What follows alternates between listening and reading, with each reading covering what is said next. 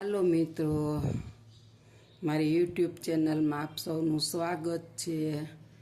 आज આપણે બનાવવાના છીએ કોબીનું શાક। હું હર્ષાબેન કટકિયા। જય બાબા સ્વામી, જય ગુરુદેવ। એને માટે આપણે લીધું છે 100 થી 150 ગ્રામ જેટલી કોબી છે, 2 નાના ટમેટા છે, કોથમીર છે, કેપ્સિકમ, મરચું છે લાલ અને લીલું, અને આ છે લસણના પાન, આ છે ડુંગળીના પાન, લીંબુ છે, કોથમીર છે, અને એક આપણે લીધું છે તીખું મરચું સાથે, અને થોડુંક એવું આદું લીધું છે। 2 જણાનું શાક બનાવવાના છીએ, તો આપ જોઈ શકો છો। હવે આપણે જો ગેસ ઓન કરીશું, અને હવે આપણે એની ઉપર કઢાઈ મૂકીશું। જાડી લેવાની છે।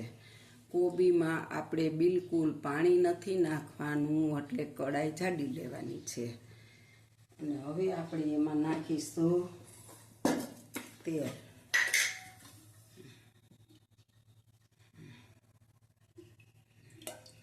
આ કોબીના શાકમાં તેલ ઝાઝું નાખવાનું છે, એટલે આપણે 2 પાવડા તેલ લીધું છે, અને 2 જણાનું શાક છે। હવે આપણે તેલને આવવા દેશું। આપણું તેલ આવી ગયું છે। હવે આપણે એમાં રાઈ નાખીશું। રાઈની ક્વોન્ટિટી આપણે કોબીના શાકમાં થોડીક વધારે નાખવાની, એટલે બહુ મસ્ત લાગે, ઓછી નહીં નાખવાની। અને રાઈ સાથે આપણે થોડુંક એવું 5 ચમચી જીરું નાખીશું। ચમચી મોટી છે એટલે।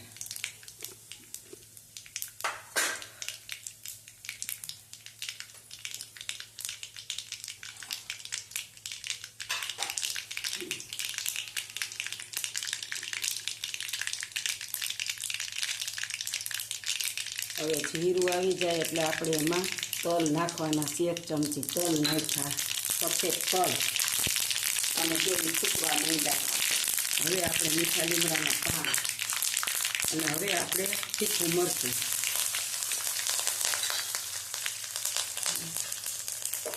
તીખું મરચું નાખ્યા પછી આપણે હવે એમાં આદું નાખવાનું છે। આપણે જોઈ શકો છો 1 ચમચી છે।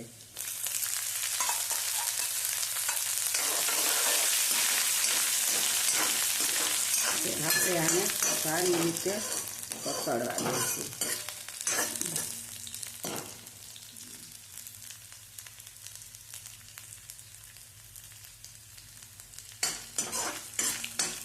હવે આપણે આની અંદર છે ને કલર લઈ આવવા માટે પહેલાં આપણે મરચું પાવડર નાખવાનો છે થોડો, એટલે શું આનો કલર આવી જાય। અને હવે આપણે આની અંદર નાખીશું કેપ્સિકમ, લાલ મરચાં અને લીલા મરચાં, એને પણ આપણે સાતળી લેશું જઈ।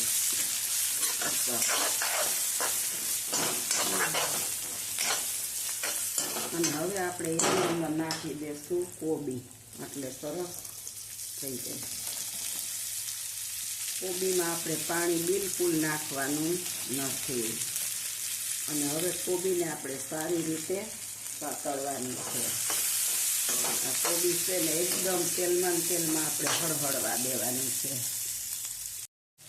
હવે આપણે સ્વાદ અનુસાર મીઠું નાખીશું। કોબીમાં બહુ મીઠું જાળવીને નાખવાનું, નકર ખારું થઈ જાય। અમે તો સિંધાલું ખાઈ એટલે માથે નાખ્યું પછી એવું લાગશે તો આપણે થોડુંક નાખીશું। અને હવે આપણે આને હળદર લીધી છે એક થોડીક એવી, એમાં સહેજ પાણી નાખવાનું છે 1 ચમચી જેટલું, અને એને આમ ઘોળી અને મિક્સ કરવાની છે। અને પછી આપણે કોબીના શાકમાં એટલે બધે ભળી જાય, કારણ કે કોબી કોરી જ છે, આપણે પાણી નથી નાખવાનું, એટલે આ અંદર ભળી જાય। એટલે એકદમ સરસ પીળો કલર જો આવી ગયો। નકર છે ને કોબીમાં જ્યાં ચોટે ને હળદર ચોટી લે, બાકી ન આવે અંદર। અને આને આપણે હવે આમનામ જ શેકવાની છે મસ્ત રીતે।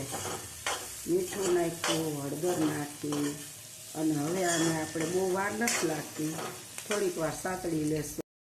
હવે આપણે આને જો કોબી સતળાઈ ગઈ છે મસ્ત, અને એવી આને હાવ આમ શાક બનાવી અને ટમેટા શાક કરીને તો જ નાખવાનું. સંભેરામાં તો ટમેટા નાખવાના ન હોય.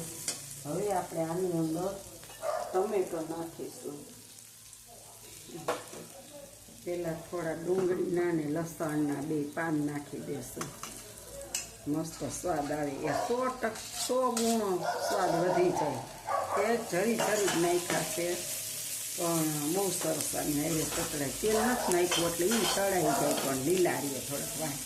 અને હવે આપણે નાના 2 ટમેટાની સ્લાઇસ કરી છે એ નાખી અને હવે એમાં હલાવતા આપણે ચડવા દેવાનું છે શાકને. આ શાક બહુ મસ્ત બને છે અને આપણે જોઈ શકો છો. હવે ટમેટા તમને એમ થાય કવડા મોટા કેમ ગળે, પણ હમણાં એવા સરસ ગળી જશે અને એનો રસો બધો કોબી એબ્સોર્બ કરી લેશે. અને શાક તેલ વગર એટલે પાણી વગરનું તેલમાં શાક બહુ મસ્ત બનશે.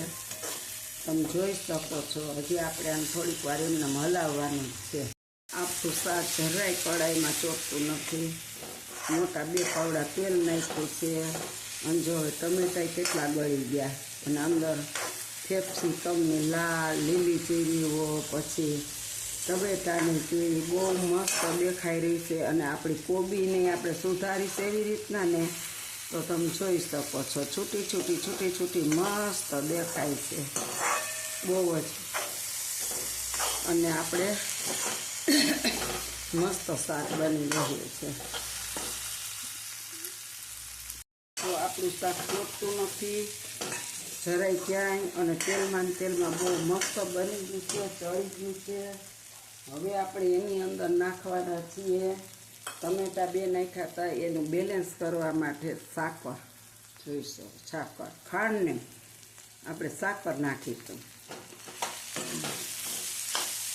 અને સાકર એ આ ગરમ હોય ને એટલે આગળ ગળી જશે અસર અને એવી સરસ થઈ જશે. અને શાક આપણું બહુ મસ્ત બની ગયું છે. હવે આપણે એને કોથમીર પણ નાખી જ દઈશ અડધી, જરીક જ રાખશું ઉપર નાખવા માટે.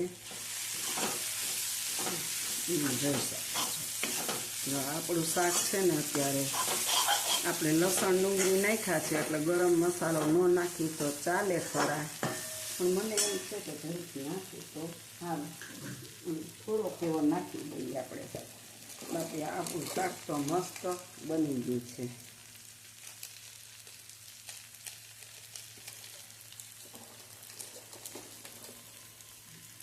શાકનો મસાલો છે થોડોક જ નાખવો, બહુ નથી નાખવો આપણે, કારણ કે લસણ ડુંગળીના પાન નાખ્યા ને ન નાખી કંઈ ચાલે.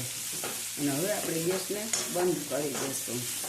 અને આપ જોઈ શકો તેલમાં જો આપણી કોબી એકદમ મસ્ત બફાઈ ગઈ છે. જોઈ શકો છો હાવ બફાઈ ગઈ.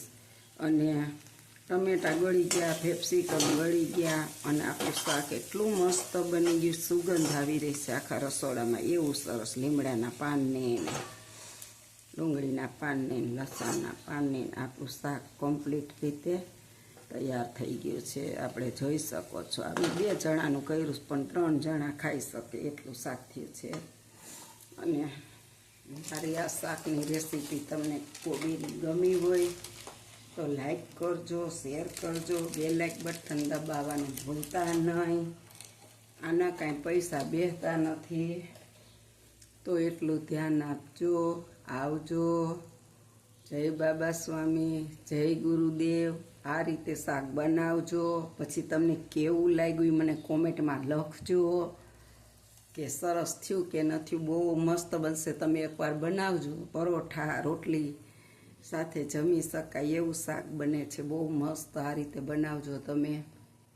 આવજો. જય બાબા સ્વામી.